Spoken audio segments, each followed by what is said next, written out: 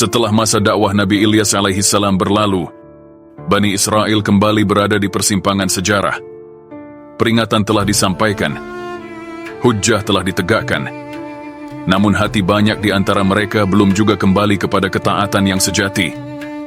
Sebagian kaum tetap bertahan dalam penyimpangan, sementara sebagian lainnya beriman secara lisan, tetapi tidak menjadikan wahyu sebagai pedoman hidup.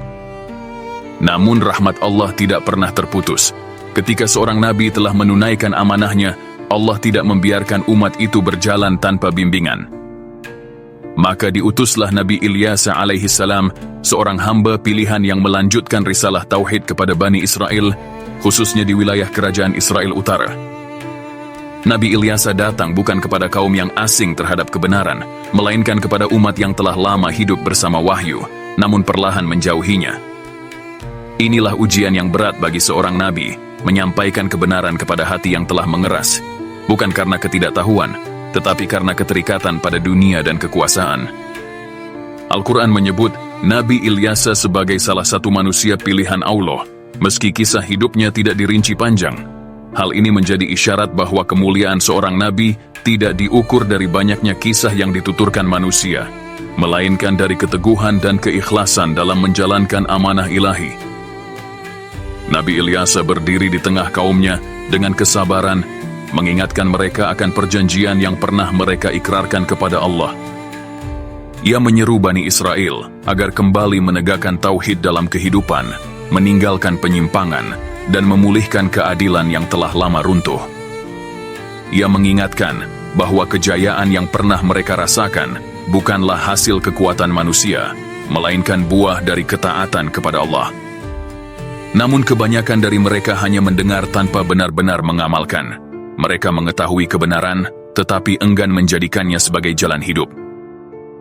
Hari demi hari berlalu, dan dakwah Nabi Ilyas berjalan dalam kesunyian sejarah. Tidak ada kemenangan besar yang tercatat, tidak pula kehancuran yang datang seketika. Ujian Nabi Ilyas adalah kesabaran panjang, menghadapi umat yang perlahan berpaling, bukan dengan permusuhan terbuka, tetapi dengan pengabaian yang terus-menerus. Agama tetap disebut, ibadah tetap dilakukan, namun hukum Allah ditinggalkan, dan keadilan dikorbankan demi kepentingan dunia. Seiring waktu, penyimpangan itu semakin mengakar. Ketika peringatan tidak lagi menyentuh hati, sunnatullah pun berjalan. Allah tidak menurunkan kebinasaan secara tiba-tiba, melainkan mencabut perlindungannya sedikit demi sedikit. Persatuan melemah, keberkahan menghilang, dan rasa aman berubah menjadi kegelisahan. Negeri masih berdiri, namun sandaran kepada Allah telah hilang. Dalam keadaan seperti itulah Nabi Ilyas terus berdoa dan bersabar. Ia tidak meminta kehancuran kaumnya, sebab tugas seorang nabi adalah menyelamatkan, bukan membinasakan. Namun ketika kebenaran terus ditolak dan kezaliman menjadi kebiasaan, maka ketetapan Allah berlaku atas umat yang memilih berpaling. Seiring berlalunya masa dakwah Nabi Ilyas alaihissalam, Bani Israel semakin tenggelam dalam penyimpangan yang telah lama diperingatkan. Mereka tidak menolak kebenaran dengan kata-kata yang lantang, tetapi mengabaikannya dalam kehidupan. Hukum Allah ditinggalkan, keadilan memudar, dan persatuan umat runtuh perlahan. Negeri itu masih berdiri, namun iman yang dahulu menjadi penopang utamanya telah melemah. Dalam sunnatullah, ketika suatu kaum terus berpaling, Allah tidak selalu menurunkan azab yang mengguncang langit.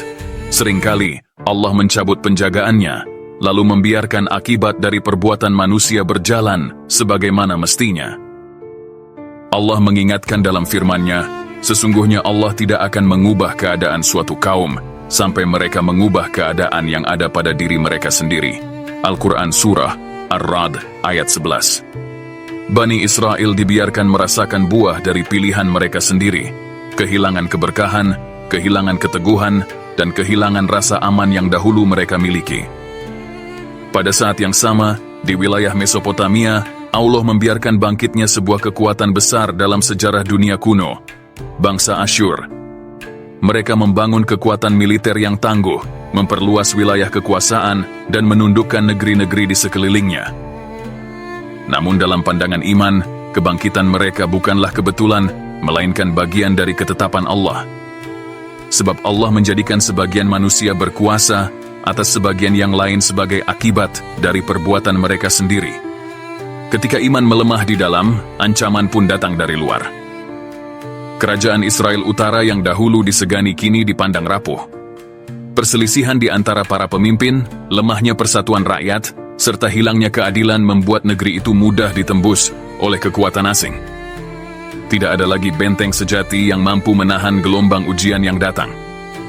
Nabi Ilyas alaihissalam telah mengingatkan kaumnya agar kembali kepada Allah sebelum datang hari yang sulit. Namun peringatan itu berlalu tanpa jawaban. Banyak dari mereka lebih percaya pada kekuatan dunia daripada pertolongan Rabb mereka. Mereka lupa bahwa kemenangan sejati tidak ditentukan oleh jumlah pasukan, melainkan oleh ketaatan kepada Allah.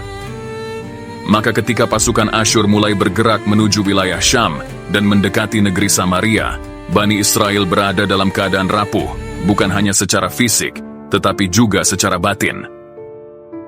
Ketakutan menyelimuti negeri yang dahulu pernah berada di bawah naungan wahyu. Sejarah pun bersiap mencatat babak baru, ketika peringatan para nabi berubah menjadi kenyataan yang tak dapat dielakkan. Dan ketika pasukan Asyur telah berdiri di hadapan negeri Samaria, saat itulah kenyataan yang selama ini diabaikan, tak lagi dapat dihindari. Kerajaan Israel Utara, yang dahulu berdiri dengan kebanggaan dan kekuatan, kini menghadapi ujian terberat dalam sejarahnya.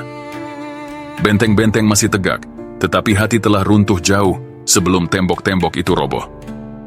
Pengepungan demi pengepungan terjadi, kota-kota jatuh satu persatu. Ketakutan menyelimuti negeri yang pernah merasa aman di bawah bayang-bayang kejayaan masa lalu. Tidak ada lagi persatuan iman yang menyatukan rakyat dan penguasa. Perselisihan merajalela, dan keadilan yang dahulu menjadi penjaga negeri telah lama ditinggalkan.